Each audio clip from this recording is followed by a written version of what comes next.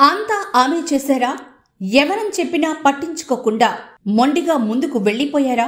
సమస్యలు వస్తాయని ముందే ఊహించలేదా?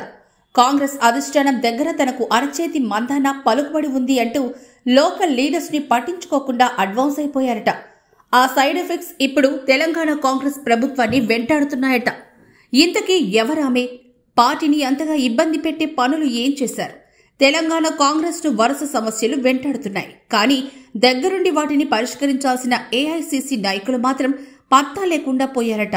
పార్టీ ఎమ్మెల్యేలు రహస్యంగా భేటీ అయ్యారని, ఒక మంత్రిని రోడ్డుకి ఈడ్చే పని చేశారు అన్న ప్రచారమైతే జరుగుతున్నా అసలు అందులో వాస్తవం ఎంత, ఏం జరిగింది అన్న సంగతిని పట్టించుకునే వాళ్లే లేకుండా పోయారు అన్న టాక్ నడుస్తోంది పార్టీ వర్గాల్లో. ఏది వాస్తవమో ఏది అవాస్తవమో కూడా చర్చించలేని పరిస్థితి. సమస్య జటిలం చేస్తున్నందున అభిప్రాయం వ్యక్తమవుతోంది. విషయం తీవ్రత దృష్ట్యా కనీసం సరిదిద్దే ప్రయత్నం అయినా ఎందుకు చేయడం లేదు అన్నది నాయకుల ప్రశ్న. ఇటు బీసీ కులగన్ను చాలా ప్రతిష్టాత్మకంగా తీసుకుని ప్రభుత్వం నిర్వహించింది. కానీ ప్రతిపక్షాల కంటే ముందే ఆ నివేదిక తప్పు అంటూ పరుషంగా కామెంట్లు చేశారు సొంత పార్టీ ఎమ్మెల్సీలో ఒకరు. ఇది పార్టీకి పెద్ద తలనొప్పి తెచ్చిపెట్టింది. సర్వే చేసిన సొంత పార్టీ ఎమ్మెల్సీ ఇలాంటి నెగిటివ్ చర్చకు తెరలేపడంతో చేసిన పనులు చెప్పుకోవడం పార్టీకి తలకు మించిన భారంగా మారింది అన్న అభిప్రాయం వ్యక్తమవుతోంది. సదరు ఎమ్మెల్సీని అభ్యర్థిగా ఎంపిక చేస్తున్న టైంలోనే పార్టీలో భిన్న అభిప్రాయాలు వ్యక్తమయ్యాయట.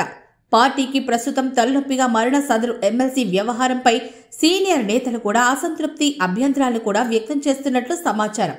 అభ్యర్థిత్వం టైంలోనే చాలా మంది సీనియర్స్ వ్యతిరేకించిన రాష్ట్ర వ్యవహారాల ఇన్ఛార్జిగా ఉన్న దీపాదాస్ మున్షి పట్టుబట్టి మరీ టికెట్ ఇప్పించారు అన్నది ఇంటర్నల్ వాయిస్.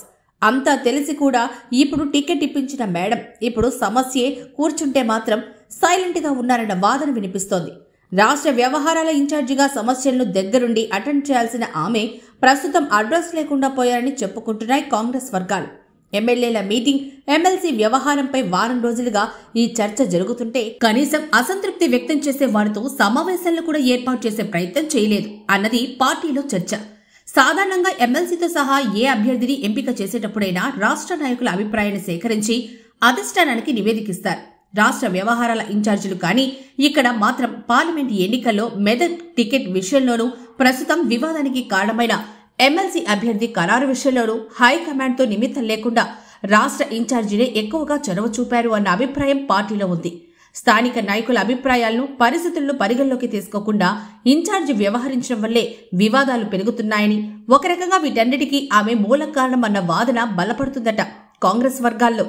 వ్యవహారం చిలికి గాలివానలా మారి పార్టీకి పెద్ద తలనొప్పి తెచ్చిపెట్టిన ఏఐసీసీ నాయకులు స్పందించకపోవడం పట్ల పార్టీలో కొందరు అసంతృప్తితో ఉన్నట్లు సమాచారం. ఏఐసీసీ నాయకులు ఉన్నారా లేరా అంటూ జగ్గారెడ్డి చేసిన కామెంట్స్ కూడా ఇందులో భాగమే అంటున్నారు పరిశీలకులు. ఇప్పటికైనా ఏఐసీసీ పెద్దలు మేల్కొంటారా లేదా అన్నది చూడాలంటున్నారు పరిశీలకులు.